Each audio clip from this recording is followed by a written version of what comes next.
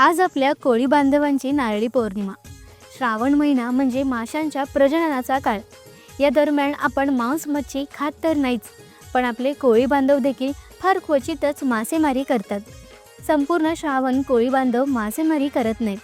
नारळी पौर्णिमेला मात्र कोळी बांधव आपल्या होडीची आणि समुद्रात नारळ वाहून सागर देवतेची पूजा करतात. त्याला वर्षभर सांभाळून घेतलं म्हणून आणि पोटभर अन्न दिलं म्हणून कृतज्ञता म्हणून नारळ अर्पण करतात. आपल्या रक्षणासाठी प्रार्थना करतात आणि मग या पूजनानंतर मासेमारीला सुरुवात करतात. नारळ वाहायचं कारण म्हणजे हिंदू धर्मानुसार नारळ सकारात्मकता आणि मांगल्याचं प्रतीक आहे.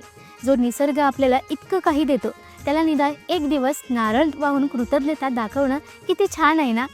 मित्रांनो, कोळी बांधवांकडून निसर्गाचा आदर करणं हे आपल्याला शिकायलाच हवं.